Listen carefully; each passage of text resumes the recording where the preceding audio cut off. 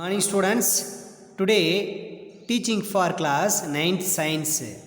9th science already previous class நம்ம lesson number 3rd அதாவது fluids அப்படின்னா நம்ம என்ன சொல்லுவோம் தமிழில் பாய்மங்கள் அப்படின்னு நம்ம சொல்லுவோம். அந்த லெசனில் இன்றைக்கி டுடே கிளாஸில் நம்ம என்ன பார்க்க போகிறோம் அப்படின்னா டாபிக்ஸு ஃபஸ்ட்டு 1 ஆக்டிவிட்டி 1 அதாவது செயல்பாடு 1 அப்படின்னு நம்ம சொல்லுவோம். இங்கே என்ன கொடுத்துருக்காங்க அப்படின்னா stand on loose stand. Your feet go deep into the stand. Now lay down on the sand. What happens? அதாவது என்ன சொல்கிறாங்க அப்படின்னா மணல் இருக்கிற இடத்துக்கு நம்ம போகிறோம், அதாவது மணல் பாங்கான இடத்துக்கு நம்ம போகிறோம். நம்ம போகிறப்ப நம்மளோட கால் பாதம் வந்து மணலில் பதியும். அது எதனால் பதியுது அப்படின்னு பார்த்தோம்னா நம்மளோட பாடி வெயிட் ஃபுல்லாக, அதாவது நம்மளோட உடல் இருக்கக்கூடிய எடை முழுவதும் எதில் செயல்படும் அப்படின்னா நம்ம காலோட பாதத்தில் செயல்படும். அப்போ அந்த பாதம் ஃபுல்லும் எங்கே பதியும் அப்படின்னா அந்த மணலுக்குள்ளே நல்லா பதியும். அதாவது நம்ம எப்படி சொல்லலாம் அப்படின்னா நம்மளோட பாடியில் இருக்கிற ஃபுல் வெயிட்டும் எதில் ஆக்ட் ஆகும் அப்படின்னு பார்த்தோம்னா நம்ம லெக்கோட ஃபீட்டு, அதாவது அடி பாதம் அப்படின்னு சொல்லுவோம், அந்த ஃபீட்டில் ஆக்ட் ஆகும். அந்த ஃபீட் என்ன ஆகும் அப்படின்னா மணலுக்குள்ளே நல்லா உள்ளே டீப்பாக இறங்கும். அதான் சொல்லியிருக்காங்க. அதுக்கடுத்தது நெக்ஸ்ட்டு வாட் ஹேப்பன்ஸ், அதாவது what happens you will find that your body will not go that deep in to the sand. Why? அதை என்ன சொல்லியிருக்காங்க அப்படின்னா அந்த மணல் பாங்கான இடத்துல அந்த மணல் மேலே நம்ம நிற்கிறதுக்கு பதிலாக நம்ம படுத்திருந்த மாதிரி இருந்தோம் அப்படின்னா அதப்போ அந்த மணல் மீது நம்ம படுத்தோம் அப்படின்னா நம்ம பாடி முழுவதும் அப்படி இந்த மணலில் பதியாமல் அப்படியே மேலோட்டமாக அப்படியே படுத்த மாதிரியே இருக்கும். மணலுக்குள்ளே நம்ம உடம்பு என்னாவது பதியாது. என்ன காரணம் அப்படின்னு கேட்குறாங்க. அதாவது நம்ம மணல் இருக்கிற இடத்துக்கு நம்ம போகிறோம். அப்போ மணல் மேலே நம்ம நின்னோம் அப்படின்னா நம்ம பாடி வெயிட் ஃபுல்லாக நம்ம ஃபீட்டு, அதாவது பாதத்தில் செயல்படும். அந்த பாதம் வந்து மணல் மேலே வைக்கிறப்ப மணலுக்குள்ளே கால் என்னவோ பதியும். அப்போ அந்த பதியறதுக்கு என்ன காரணம் அப்படின்னு கேட்டிருக்காங்க. அடுத்தது மணலில் நிற்கிறதுக்கு பதிலாக நம்ம படுத்த மாதிரி, அதாவது மணல் மீது படுத்தோம் அப்படின்னா நம்ம பாடி வந்து மணலுக்குள்ளே பதியாது. என்ன காரணம் அப்படின்னு கேட்குறாங்க. அப்போ இந்த ஆக்டிவிட்டிக்கு ஆன்சர் அப்படின்னு பார்த்தோம்னா நம்ம பாடியில் வெயிட் ஃபுல்லாக இருக்கும். அந்த வெயிட் ஃபுல்லாக எது மூலியமாக மணலுக்கு போகும் அப்படின்னு பார்த்தோன்னா நம்ம பாடியோட பாதம், அதாவது ஃபீட் அப்படின்னு நம்ம சொல்லுவோம். அந்த ஃபீட் வழியாக தான் அந்த எடை வந்து செயல்படும். அப்போ எடை வந்து செயல்படுறப்ப உடனே என்ன ஆகும் அப்படின்னா நம்மளோட எடை வந்து அதிகமாக இருக்கும். அப்போ காலோட பாதத்தோட அளவு என்னவாக இருக்கும், ரொம்ப சின்னதாக இருக்கும். அப்போ அந்த மணல் மீது தொடக்கூடிய பகுதி நம்ம பாதம், அந்த பாதம் சின்னதாக இருக்குது. அப்போ விசை வந்து என்னவாக இருக்குது, அதிகமாக இருக்குது. அதாவது நம்ம பாடியில் இருக்கக்கூடிய எடையை தான் நம்ம என்ன சொல்கிறோம், விசை அப்படின்னு சொல்கிறோம். அப்போ விசை அதிகமாக இருக்கும். மணல் மீது தொடக்கூடிய நம்ம பாதம் என்னவாக இருக்கும், சின்னதாக இருக்கும். அப்போ ஏரியா வந்து கம்மியாக இருக்குது. அப்போ ஏரியா கம்மி, அதாவது ஃபோர்ஸ் வந்து என்னவாக இருக்குது, அதிகமாக இருக்குது. அப்போ மணலில் என்னாவும் காலு நல்லா பதியும் அப்படிங்கிற ஆன்சரை நம்ம அண்டர்ஸ்டாண்ட் பண்ணிக்கிறோம். நெக்ஸ்ட்டு மணல் மேலே நம்ம நிற்கிறதுக்கு பதிலாக நம்ம படுத்திருந்தோம் அப்படின்னு பார்த்தோம்னா அப்போ நம்ம பாடி ஃபுல் வெயிட்டும் எதில் ஆக்ட் ஆகும் அப்படின்னா நம்ம பாடி ஃபுல்லும் மணலில் படுக்கிறப்ப நம்ம பாடி வந்து தொடக்கூடிய பகுதியை பார்த்தோம்னா நம்ம பாடி முழுவதுமே மணலில் தொடும். அப்போ அந்த ஃபோர்ஸு ஆக்ட் ஆகக்கூடிய ஏரியா என்ன ஆகுது, அந்த ஃபோர்ஸ் ஆக்ட் ஆகக்கூடிய ஏரியா வந்து இன்க்ரீஸ் ஆகிடுது. அப்போ ஃபோர்ஸோட லெவல் என்ன ஆயிரும், கம்மியாயிரும். அப்போ மணல் மேலே நம்ம படுத்துருக்கிறப்ப நம்ம உடம்பு, அதாவது பாடி என்ன ஆகாது, பதியாது அப்படிங்கிற நம்ம ஆன்சரை அண்டர்ஸ்டாண்ட் பண்ணிக்க முடியும். அப்போ இதிலிருந்து மெயின் கான்செப்ட் அப்படின்னு பார்த்தோம்னா அந்த ஃபோர்ஸு ஆக்ட் ஆகக்கூடிய ஏரியாங்கிறது ரொம்ப முக்கியம். அதாவது ஃபோர்ஸு ஆக்ட் ஆகக்கூடிய அந்த ஏரியா ரொம்ப முக்கியம். அதாவது விசை செயல்படக்கூடிய அந்த பரப்பளவு ரொம்ப முக்கியம். அதாவது நம்மளோட உடல் முழுவதும் எடை இருக்கும். அந்த எடையை வந்து எது வழியாக செயல்படும் அப்படின்னா நம்ம காலோட பாதத்தில் செயல்படும். அப்போ அந்த கால் பாதங்கிறது சின்னது, அப்போ பரப்பளவு கம்மி, நம்மளோட எடைங்கிறது விசை. அப்போ பரப்பளவு கம்மி, விசை என்னது அதிகம். அப்போ பரப்பளவு கம்மியாக இருக்குது, விசை அதிகம். அப்போ கால் என்னவோ உள்ளே பதியும். அதுக்கு பதிலாக நம்ம மணல் மீது படுத்தோம் அப்படின்னா மணல் மேலே தொடக்கூடிய பகுதின்னு பார்த்தா நம்ம உடல் முழுவதுமே மணல் மீது தொடும். அப்போ பரப்பளவு அதிகமாகிடும். அப்போ பாடி நம்மளோட எடை இருக்கும், அந்த எடை என்ன சொல்லுவோம், விசைன்னு சொல்லுவோம். அப்போ விசையோட அளவு என்ன இருக்கும், கம்மியாக இருக்கும். அப்போ விசை கம்மியாயிருது, பரப்பளவு என்னாவது அதிகமாகுது. அப்போ மணல் மீது என்னாவது, பதியாது அப்படிங்கிற நம்ம கான்செப்டை நம்ம அண்டர்ஸ்டாண்ட் பண்ணிக்கிறோம். Next in both the cases of the above activity. அப்போ அந்த மேலே சொன்ன ஆக்டிவிட்டியை மறுபடியும் ரிட்டர்ன் சொல்கிறாங்க. The force exerted on the sand is the weight of your body which is the same. அதாவது என்ன சொல்கிறாங்க அப்படின்னா எக்ஸாம்பிளாக நம்ம உடம்புல இருக்கிற வெயிட் அப்படின்னு பார்த்தா சேமாக தான் இருக்கும். அந்த வெயிட் என்ன ஆகாது, சேஞ்ச் ஆகாது. அப்போ அந்த வெயிட்டை தான் நம்ம என்னென்னு சொல்கிறோம், ஃபோர்ஸ் அப்படின்னு சொல்கிறோம். அது சேஞ்ச் ஆகாது. நம்ம தமிழில் சொன்னோம் அப்படின்னா நம்ம உடம்புல இருக்கக்கூடிய நம்ம உடல் முழுவதும் இருக்கக்கூடிய எடை வந்து மாறாது. அதுக்கு பதிலாக எடைங்கிறது மாறவே மாறாது அப்படின்னு சொல்லிட்டாங்க. அதுக்கப்புறம் this force acting perpendicular to the surface is called thrust. அதாவது என்ன சொல்லிட்டாங்க, உந்து விசை அப்படின்னு சொல்லிட்டாங்க. அதாவது என்ன சொல்கிறாங்க அப்படின்னா நம்ம உடம்பில், அதாவது நம்ம உடல் முழுவதும் இருக்கக்கூடிய எடை வந்து எதன் மூலியமாக நிலத்துக்கு போகும், அந்த மணலுக்கு போகும் அப்படின்னா நம்ம கால் பாதம் வழியாக தான் போகும். அப்போ நம்ம கால் பாதம் வழியாக போகிறப்ப அந்த கால் பாதங்கிறது அந்த மணலுக்கு செங்குத்தாக இருக்கும். மணல் கீழ் நோக்கி இருக்கும். நம்ம கால் பாதம் கீழே வச்சு அழுத்தம். அப்போ மணலுக்கு செங்குத்தாக விசை செயல்படுது. மணலுக்கு செங்குத்தாக விசை செயல்படுது. நம்ம இங்கிலீஷில் சொன்னோம் அப்படின்னா கீழே பார்த்தா சேண்ட் இருக்கும். சேண்ட் அப்படியே இருக்கும், பர்பெண்டிகுலராக இருக்கும். அதாவது எப்படி இருக்கும்னா ஃப்ளாட்டாக இருக்கும். மணல் வந்து ஃப்ளாட்டாக இருக்கும். மணல் மேலே நம்ம நிற்கிறோம். அப்போ நம்மளோட பாடி வெயிட் ஃபுல்லாக நம்மளோட லெக்கு, ஃபீட்டு, பாதம் அப்படின்னு சொல்லுவோம். அந்த பாதத்து வழியாக மணலுக்கு போகும்.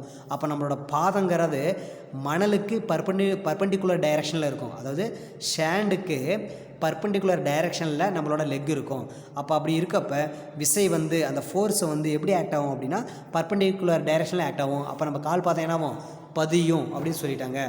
அப்போ ஏரியா வந்து கம்மியாக இருக்கும். அந்த ஃபோர்ஸ் ஆக்ட் ஆகக்கூடிய ஃபோர்ஸ் அதிகமாக இருக்கும், ஏரியா என்னவாக இருக்கும், கம்மியாக இருக்கும். அப்போ பதியுது அப்படிங்கிறத நம்ம அண்டர்ஸ்டாண்ட் பண்ணிக்கிட்டோம். அதுக்கப்புறம் to the surface is called thrust. அந்த மாதிரி நிகழ்வுக்கு பேர் த்ரஸ்ட்டு அப்படின்னு நம்ம சொல்லுவோம். இங்கிலீஷில் த்ரஸ்ட்டும்போம். தமிழில் நம்ம என்ன சொல்லலாம் அப்படின்னா உந்து விசை, உந்து விசை அப்படின்னு நம்ம சொல்லுவோம். உந்து விசை அப்படின்னு நம்ம சொல்லுவோம். Next when you stand on loose stand the force is acting on an area equal to the area of your feet. அது என்ன சொல்லியிருக்காங்க அப்படின்னா அப்போ அந்த ஏரியாங்கிறது வந்து பார்த்தோன்னா நம்ம ஃபீட்டு தான் சொல்லுவோம். நம்மளோட பாதத்தை தான் ஃபீட்னு சொல்கிறோம். அந்த ஃபீட் வழியாக தான் என்ன செயல்படும், அந்த ஃபோர்ஸுங்கிற அந்த விசை செயல்படும். இந்த இடத்துல ஃபோர்ஸுங்கிறது எதை குறிக்கும் அப்படின்னா நம்ம பாடியோட வெயிட்டு தான் குறிக்கும். Next when you lay down the same force act on an area of your whole body. அது என்ன சொல்லிட்டாங்க அப்படின்னா இப்போ நம்ம மணலில் நின்னோம். மணலுக்கு நின்னதற்கு பதிலாக நம்ம மணல் மீது படுத்தோம் அப்படின்னம்னா அப்போ அந்த மணல் மீது தொடக்கூடிய பகுதி அப்படின்னு பார்த்தா நம்ம உடல் முழுவதுமே மணல் மீது தொடும். அப்போ மணலில் தொடக்கூடிய பகுதி அதாவது அந்த ஏரியா வந்து இன்க்ரீஸ் ஆயிடுது. அப்போ ஃபோர்ஸ் நம்மளோட வெயிட்டுங்கிற ஃபோர்ஸ் என்ன ஆயிரும், லெஸ் ஆயிரும். அப்போ மணல் மீது என்ன ஆகுது, பதியாது. மணல் மீது படுக்கும்போது நம்மளோட பரப்பளவு அதிகமாகிடும். அப்போ விசை என்ன ஆயிரும், கம்மியாயிரும். அப்போ மணல் மீது என்னது, பதியாது அப்படிங்கிறத நம்ம அண்டர்ஸ்டாண்ட் பண்ணிக்கிறோம். Next when you lay down the same force acts on an area of your whole body which is larger than the area of your feet. அதாவது என்ன சொல்லிட்டாங்க அப்படின்னா மணல் மீது நம்ம நிற்கிறப்ப, மணல் மீது நம்ம நின்னோம். அப்போ நிற்கிறப்ப மணலை தொட்டுக்கிட்டு இருந்த பகுதி அப்படின்னு பார்த்தோம்னா நம்மளோட ஃபீட்டு. அப்போ அந்த ஃபீட்டோட ஏரியானது ரொம்ப கம்மி, ஃபோர்ஸ் என்னவாக இருந்திருக்கு, அதிகமாக இருந்திருக்கு. அதே மணல் மீது படுத்தோம் அப்படின்னா மணல் மீது தொடக்கூடிய பகுதி அப்படின்னு பார்த்தா நம்ம ஹோல் பாடி, நம்ம உடல் முழுவதுமே மணல் மீது தொடும். படுத்திருக்கிறப்ப மணல் மீது நம்ம உடல் முழுவதுமே போய் தொடும். அப்போ ஏரியா என்ன இருக்கும், இன்க்ரீஸ் ஆயிரும். ஃபோர்ஸ் என்ன ஆயிரும், கம்மியாக இருக்கும் அப்படின்னு சொல்கிறாங்க. Next therefore the effect of thrust அப்படின்னா உந்து விசை that depends on the area on which it is acts. அப்போ இந்த இடத்துல இம்பார்ட்டன்ட் வேர்ட்ஸ் அப்படின்னு சொன்னோம்னா ஏரியா, அதாவது ஏரியா டிபெண்ட் பண்ணி தான் இருக்குது த்ரஸ்ட்டு அப்படின்னு சொல்லிட்டாங்க. அப்போ இந்த பேராவில் என்ன கான்செப்ட் நம்ம அண்டர்ஸ்டாண்ட் பண்ணிக்கணும்னா ஒரு ஃபோர்ஸ் அப்படின்னு பார்த்தோம்னா அது ஆக்ட் ஆகக்கூடிய ஏரியாவை பொறுத்து இருக்குது. அப்போ ஃபோர்ஸு வந்து அதிகமாக இருந்து ஏரியா, அதாவது ஏரியா வந்து கம்மியாக இருந்தால் அப்போ என்ன மணலில் பதியும். அதுக்கப்புறம் ஏரியா வந்து அதிகமாக இருந்து ஃபோர்ஸ் கம்மியாக இருந்தால் மணல் மீது என்னது, பதியாது. அப்போ அந்த ஏரியாங்கிறது ரொம்ப ரொம்ப முக்கியம். எதுக்கு முக்கியம் அப்படின்னா த்ரஸ்ட்டுக்கு ஏரியாங்கிறது முக்கியம். த்ரஸ்ட் அப்படின்னா தமிழில் உந்து விசை. அப்போ உந்து விசைக்கு பரப்பளவுங்கிறது ரொம்ப முக்கியம் அப்படிங்கிற கான்செப்ட் நம்ம அண்டர்ஸ்டாண்ட் பண்ணிக்கிறோம். நெக்ஸ்ட்டு என்ன கொடுத்துருக்காங்க அப்படின்னா த எஃபெக்ட் ஆஃப் த்ரஸ்ட்டு. இங்கே என்ன கொடுத்துருக்காங்க அப்படின்னா the effect of thrust on sand is larger while standing than while laying. அதை என்ன சொல்லியிருக்காங்க அப்படின்னா the effect of thrust on stand is large the while standing than while living. Lying அப்படின்னு சொல்லியிருக்காங்க. அதாவது என்ன சொல்லியிருக்காங்கன்னா, அப்போ மணல் மீது ஆக்ட் ஆகக்கூடிய அந்த த்ரஸ்ட் என்னவாக இருக்குது, ரொம்ப அதிகமாக இருக்குது. அப்போ மணலில் என்ன பதியும், நிற்கிறப்ப மணல் மீது நம்ம நிற்கிறப்ப நம்ம பாதம் கண்டிப்பாக பதியும். அப்போ த்ரஸ்ட் என்னவாக இருக்குது, அதிகமாக இருக்குது. ஏரியா என்ன இருக்குது, கம்மியாக இருக்குது.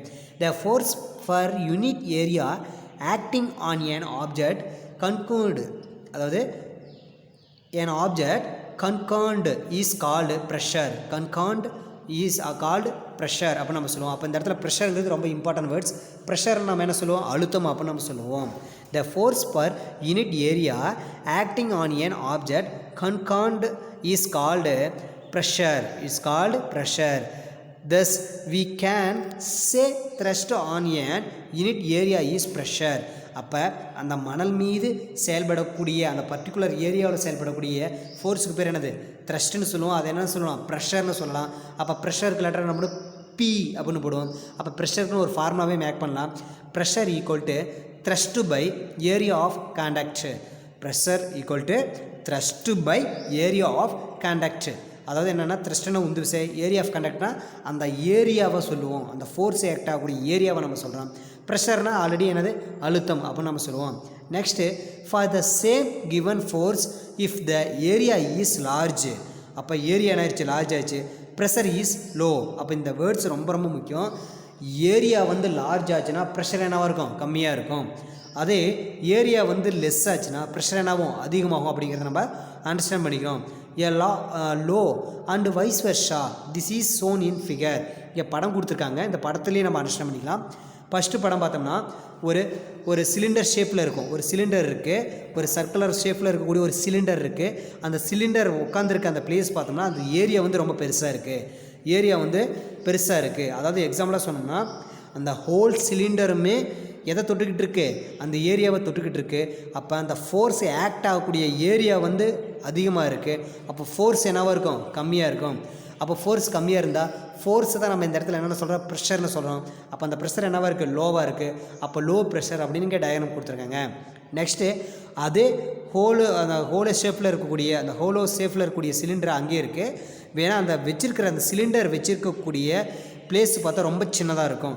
அதாவது இந்த ஹோல் சிலிண்டரோட ஃபோர்ஸும் ஆக்ட் ஆகக்கூடிய பிளேஸ் பார்த்தா ரொம்ப கம்மியாக இருக்குது. அதாவது ஃபோர்ஸ் ஆக்ட் ஆகக்கூடிய பிளேஸ் வந்து கம்மியாக இருக்குது. அதாவது ஏரியா கம்மியாக இருக்குது. அதாவது ஏரியா வந்து லெஸ்ஸாக இருக்குது. அப்போ ஃபோர்ஸ் என்னவாக இருக்கும், ஹையாக இருக்கும். அப்போ ஃபோர்ஸ் அப்படின்னு நம்ம இந்த லெசனில் சொல்லணும்னா என்ன சொல்லலாம், ப்ரெஷர்னு சொல்லுவோம். அப்போ ப்ரெஷர் என்னவாக இருக்குது, ரொம்ப ஹையாக இருக்குது. அப்போ ப்ரெஷருக்கு ஏரியாங்கிறது ரொம்ப இம்பார்ட்டன்ட். அதாவது அழுத்தத்துக்கு பரப்பளவுங்கிறது ரொம்ப முக்கியம். பரப்பளவு அதிகமாச்சுன்னா அழுத்தம் குறையும், பரப்பளவு கம்மியாச்சுன்னா அழுத்தம் என்னாகும், அதிகமாகும். அதாவது ஏரியா வந்து இன்க்ரீஸ் ஆனால் ப்ரெஷர் குறையும், அதே ஏரியா கம்மியாச்சுன்னா ப்ரெஷர் என்னாகும், இன்க்ரீஸ் ஆகும். அப்படிங்கிற கான்செப்டை அண்டர்ஸ்டாண்ட் பண்ணிக்கலாம். Next, in SI units the unit of thrust is newton denoted as N, capital N. அதாவது நியூட்டன் அப்படிங்கிறது சயின்டிஸ்டோட நேமு. அப்போ நியூட்டனோட நேம்ஸை வந்து நம்ம அதாவது ஒரு குறியீட்டுக்கு மாற்றணும் அப்படின்னா என்னவா மாற்றணும் அப்படின்னா ஸ்மால் என்னவா போடணும், கேபிட்டல் லெட்டர் என்ன யூஸ் பண்ணணும். அப்போ சுருக்கமாக ஒரு 1 மார்க் கொஸ்டின்ஸில் கேட்டாங்கன்னா த SI யூனிட்ஸ் ஆஃப் த்ரஸ்ட் அப்படின்னு கேட்டாங்கன்னா த SI யூனிட்ஸ் ஆஃப் த்ரஸ்ட் அப்படின்னு கேட்டாங்களா நம்ம என்ன சொல்லலாம், நியூட்டனுக்கு என்ன லெட்டர், கேபிட்டல் N அப்படின்னு போடணும். The unit of pressure is newton per square metre or newton metre -2 அப்படின்னு நம்ம சொல்லலாம். அதாவது இப்போ நம்ம பார்க்குற யூனிட்ஸ் எதுக்கு அப்படின்னு பார்க்குறோம்னா ப்ரெஷரோட யூனிட்ஸ் பார்க்குறோம். அதாவது ஆல்ரெடி பார்த்தது த்ரஸ்டோட யூனிட்ஸ் பார்த்தோம். இப்போ ப்ரெஷரோட SI யூனிட்ஸ் அப்படின்னு நம்ம சொல்லுவோம். அதுக்கு என்ன சொல்லுவோம் அப்படின்னா நியூட்டன் ஃபர் ஸ்கொயர் மீட்டர். அப்போ நம்ம ஷார்ட் ஃபார்மில் நியூட்டன் மீட்டர் -2 அப்படின்னு சொல்லலாம். அப்போ ப்ரெஷரோட யூனிட்ஸ் SI யூனிட்ஸ்னு கேட்டால் நியூட்டன் மீட்டர் -2 அப்படின்னு சொல்லலாம். டினோட்டட் லெட்டர் என்ன போடுவோம், capital N M-2 power -2, capital N M power -2 அப்படின்னு நம்ம போடணும். இந்த honour of the great French scientist Blaise Pascal. அதாவது இந்த சயின்டிஸ்டோட நேம் ரொம்ப ரொம்ப முக்கியம். இந்த சயின்டிஸ்ட்டு தான் நமக்கு ப்ரெஷருங்கிற கான்செப்டே சொன்னார். இது ரொம்ப முக்கியம். ஃப்ளாசி பாஸ்கல் அப்படின்னாவே ப்ரெஷர் கண்டுபிடிச்சதாரு ஃப்ளாசி பாஸ்கல் தான் கண்டுபிடிச்சாரு. அந்த ஃபோர்ஸ் யார் கண்டுபிடிச்சாரு, ஃப்ளாசி பாஸ்கல் அவர் தான் கண்டுபிடிச்சார் அப்படின்னு சொல்லியிருக்காங்க. First 1 newton per square metre. 1 newton per square meter is called as 1 Pascal denoted as PA. PAங்கிறது பாஸ்கல். PAங்கிறது Pascal. 1 Pascal equal to 1 Newton meter minus 2. அதாவது ஒரு 1 மார்க் கொஸ்டின்ஸில் கேட்டாங்க அப்படின்னா 1 Pascal 1 PA 1 Pascal அப்படின்னா 1 Newton meter minus 2 1 Newton meter minus 2 அதுக்கு equal அப்படிங்கிறது நம்ம அண்டர்ஸ்டாண்ட் பண்ணிக்கணும். Next do you know important 1 marks அப்படின்னு நம்ம சொல்லலாம். இங்கே என்ன சொல்லியிருக்காங்க அப்படின்னா நம்ம என்ன அண்டர்ஸ்டாண்ட் பண்ணி வைக்க போகிறோம் அப்படின்னா if a single nail breaks our body it is very painful. How is it possible for people to lay down on a bed of nails still remain uncut? It is because area of contact is more. அது என்ன சொல்லியிருக்காங்க அப்படின்னா அந்த do you knowல ஒன்றும் இல்லை. நம்ம எக்ஸாம்பிள்ஸாக நமக்கு என்ன சொல்லியிருக்காங்கன்னா ஃபஸ்ட்டு ஒரு ஊசி எடுத்துக்கிறோம். நெயில் அப்படின்னா நம்ம என்ன சொல்லலாம் ஆணியை எடுத்துக்கலாம். ஒரு ஆணியை எடுத்து நம்ம கையில் குத்துறப்ப உடனே துளை போட்டு நமக்கு என்னவும் பிளட்டு வந்து லீக் ஆகும். அப்போ பெயின் அதிகமாக இருக்கும். அதே ஒரு ஆணினால் பெயின் அதிகமாக இருக்குது. அதே ஆணி வந்து மோர் தென் நெயில்ஸ் நம்ம எடுத்துக்கிறோம். அதாவது நிறைய ஆணி எடுத்து ஆணி படுக்கை அப்படின்னு நம்ம சொல்லுவோம். அந்த ஆணி படுக்கையில் படுக்கிறப்ப நமக்கு ஒரு ஆணி கூட குத்தாது. அதாவது ஒரு ஆணி கூட நம்மளை டேமேஜ் பண்ணாது. அதுக்கு என்ன காரணம் அப்படின்னு சொல்கிறாங்க. இப்போ எக்ஸாம்பிளாக அந்த ஃபோர்ஸுக்கு என்னது ஏரியா ரொம்ப முக்கியம் அப்படின்னு நம்ம பார்த்தோம்ல, அந்த கான்செப்டை இங்கே அப்ளை பண்ணுறோம். அதாவது ஒரு நெயில் மட்டும் எடுத்துக்கிட்டோம் அப்படின்னா ஒரு நெயில் மட்டும் எடுத்துக்கிட்டு நம்ம கையில் குத்துறப்ப அப்போ அந்த நெயிலில் ஃபோர்ஸ் இருக்கும். அந்த ஃபோர்ஸை ஆக்ட் ஆகக்கூடிய ஏரியா வந்து ரொம்ப சின்னதாக இருக்கும். அப்போ உடனே ஏரியா வந்து கம்மியாகிடுச்சு, ப்ரெஷர் என்னாகும் அதிகமாகும். ஆட்டோமேட்டிக்காக நம்ம கையை துளை போட்டுரும். அப்போ என்னாகும் பிளட்டு வந்து லீக் ஆகும். அதுக்கு பதிலாக நம்ம என்ன பண்ணுறோம் நிறைய நெயில் எடுத்துக்கிறோம். அதாவது ஆணி படுக்கின்னு சொல்லுவோம். அப்போ அது மேலே நம்ம படுக்கிறப்ப நம்ம ஹோல் பாடியுமே இதில் டச் ஆகும், ஆணியில் டச் ஆகும். அப்போ அந்த ஃபோர்ஸ் வந்து கம்மியாயிரும். அது தொடக்கூடிய அந்த கான்டாக்ட் ஏரியா என்ன ஆயிடுது இன்க்ரீஸ் ஆயிடுது. அப்போ ஏரியா வந்து இன்க்ரீஸ் ஆயிடுது. அந்த ஆணியை தொடக்கூடிய ஏரியா வந்து இன்க்ரீஸ் ஆயிடுது. அப்போ ஃபோர்ஸோட லெவலில் என்ன ஆயிரும் குறைஞ்சிரும். அப்போ ஆணி என்னது நமக்கு குத்தாது, துளை போடாது. அப்போ நமக்கு எந்த ஒரு டேமேஜும் ஆகாது அப்படிங்கிறத அண்டர்ஸ்டாண்ட் பண்ணிக்கிறோம். அப்போ இந்த டியூ நோவில் நம்ம மெயினாக என்ன தெரிஞ்சுக்கிறோம் அப்படின்னா ஏரியாவை வச்சு தான் ப்ரெஷர் இருக்குது. அதாவது ஏரியா கம்மியாச்சுன்னா அதாவது ஃபோர்ஸ் அப்படின்னு சொல்லக்கூடிய ப்ரெஷர் என்ன ஆயிரும் கம்மியாயிரும். அதாவது ஏரியா வந்து கம்மியாகிடுச்சுன்னா ஃபோர்ஸ் அப்படின்னு சொல்லக்கூடிய ப்ரெஷர் வந்து அதிகமாகிடும். அதே ஏரியா வந்து அதிகமாக இருந்துச்சுன்னா ஃபோர்ஸ்னு சொல்லக்கூடிய ப்ரெஷர் வந்து என்னாகும் கம்மியாகும் அப்படின்னு நம்ம அண்டர்ஸ்டாண்ட் பண்ணிக்கிறோம். Next problem 1. அதாவது இதை வச்சு ஒரு சம்ஸ் கொடுத்துருக்காங்க. சம்ஸ் நம்ம என்னென்னு பார்த்து அண்டர்ஸ்டாண்ட் பண்ணிக்குவோம். First 1 problem 1 a man whose mass is 90 kg. ஒருத்தர் இருக்கிறாரு, அவரோட மாஸ் எவ்வளவு 90 kg. அப்போ எம்மோட வேல்யூ நமக்கு கிடச்சிச்சு. Stands on his feet on a floor. அப்போ அவர் ஒரு ஃப்ளோரில் நின்றுக்கிட்டு இருக்கிறாரு. அவரோட வெயிட் ஒரு ஃப்ளோரில் நிற்கிறாரு. அவரோட வெயிட் எவ்வளவு 90 kg. The total area of contact of his 2 feet with the floor is 0.036 meters squared. அது என்ன சொல்கிறாரு அப்படின்னா ஒரு மனிதர் நிற்கிறாரு, ஒரு ஃப்ளோரில் நின்றுக்கிட்டு இருக்காரு. அப்போ அவரோட பாதம் ரெண்டுமே எதை தொடும் ஃப்ளோர் அந்த கிரவுண்டை தொட்டுக்கிட்டு இருக்கோம். அப்போ தொடரப்ப நம்மளோட பாடி ஃபுல் வெயிட்டும் எதில் ஆக்ட் ஆகும் பாதத்தில் ஆக்ட் ஆகும். அந்த வெயிட்டு நம்ம என்ன சொல்லணும் ஃபோர்ஸு. அப்போ அந்த கிரவுண்டில் ஆக்ட் ஆகக்கூடியோட ஃபோர்ஸோட வேல்யூ எவ்வளோ 0.036 மீட்டர் ஸ்கொயர். அப்போ எஃபோட வேல்யூ கிடச்சிச்சு. ஃபோர்ஸ் அப்படின்னா வெயிட்டு நம்ம என்ன சொல்லுவோம் ஃபோர்ஸ்ன்னு சொல்லுவோம். அப்போ எஃபோட வேல்யூ கிடச்சிச்சு, எம்மோட வேல்யூ கிடச்சிச்சு. ஃபஸ்ட்டு நம்ம என்ன கண்டுபிடிக்கணும் அப்படின்னா டேக் ஜிங்கிறது இந்த இடத்துல கிராவிட்டி ஃபோர்ஸ். நேச்சுரலாகவே நம்ம எர்த்தில் இருக்கிறப்ப எர்த்தோட கிராவிட்டி ஃபோர்ஸ் என்னது ஸ்மால் ஜியோட வேல்யூ 9.8 ms-2 9.8 ms-2ங்கிறது தான் கிராவிட்டி ஃபோர்ஸோட அளவு.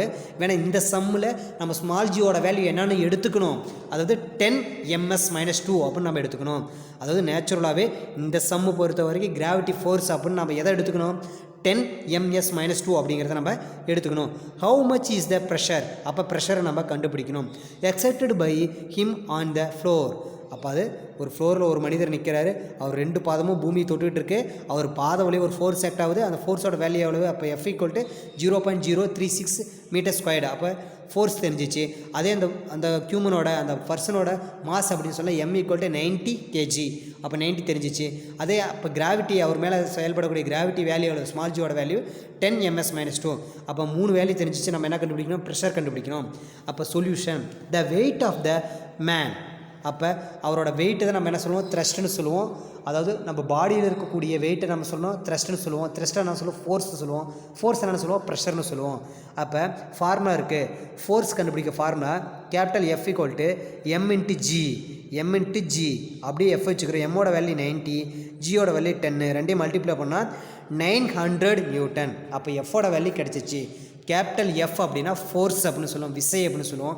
அப்போ விசை தெரியும், அது ரெண்டையும் மல்டிப்ளை பண்ணால் 900 நியூட்டன், அதாவது 900 நியூட்டன் அப்படின்னு நம்ம சொல்லலாம் தமிழில். நெக்ஸ்ட்டு ப்ரெஷர் ஃபார்முலாவுக்கு வரோம். Pressure P = F/A. P அப்படின்னா ப்ரெஷரு, Fனா ஃபோர்ஸு, ஏனா ஏரியா.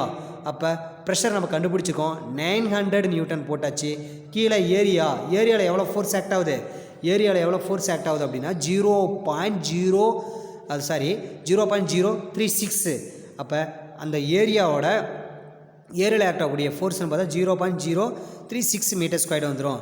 அப்போ மேலே இருக்க வேல்யூ வந்து பார்த்தோன்னா ஃபுல் டிஜிட்டாக இருக்குது, கீழே இருக்க வேல்யூஸ் எப்படி இருக்குது, அதாவது டினாமினேட்டர் இருக்க வேல்யூஸ் வந்து பாயிண்டில் இருக்குது. இப்போ பாயிண்ட்டு வந்து ரெடியூஸ் ஆகணும், பாயிண்ட்டு போகணும் அப்படின்னா அப்போ மேலேயும் கீழே நம்ம, அதாவது மேலே அப்பர்லேயும் லோயர்லேயும் என்ன பண்ணுவோம், 1000 மல்டிப்ளை பண்ணணும். அப்போ 1000 மல்டிப்ளை பண்ணோம்னா கீழே பாயிண்ட் போயிடும், மேலே 30 ஆட் ஆகும். அப்போ என்ன ஆகும் அப்படின்னா இங்கே மேலே வந்து பார்த்தோம்னா 9 lakh/36 = 25,000 பாஸ்கல்.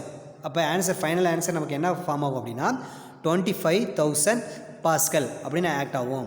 அப்போ இந்த சம்மை பொறுத்த வரைக்கும் நம்ம மெயினாக என்ன கான்செப்ட் அண்டர்ஸ்டாண்ட் பண்ணிக்கணும், first one formula capital F = m × g. எஃப்பை தான் நம்ம கண்டுபிடிக்கணும். எம்மோட வேல்யூ இருக்குது, ஜியோட வேல்யூ இருக்குது. ஜிங்கிறது நம்ம சம்மில் கொடுத்த 10ங்கிறத எடுத்துக்கணும். அப்போ ரெண்டையும் மல்டிப்ளை பண்ணால் 900 கிடைக்கும். 900 கிடைச்சிரும். அதுக்கப்புறம் பார்த்தோம்னா அதாவது P ஃபார்முலான்னு சொல்லி P = F/A. Pனா ப்ரெஷரு, Fனா ஃபோர்ஸு, ஏனா ஏரியா. அப்போ ஃபோர்ஸ் நம்ம கண்டுபிடிச்சாச்சு, 900 நியூட்டன் அப்படியே வச்சுக்கிறோம். ஏரியாவில் ஆக்ட் ஆகக்கூடிய ஃபோர்ஸ் எவ்வளோ, 0.036 இருக்கும். அப்போ கீழே பாயிண்டில் இருக்க, மேலே ஃபுல் டிஜிட்டாக இருக்கனால பாயிண்ட் போகிறதுக்கு மேலேயும் கீழே நம்ம எத்தனை மல்டிப்ளை பண்ணோம் அப்படின்னா 1000 மல்டிப்ளை பண்ணுறோம். மல்டிப்ளை பண்ணும்போது மேலே வந்து 9 lakh மாறும், கீழே 36 மாறும்.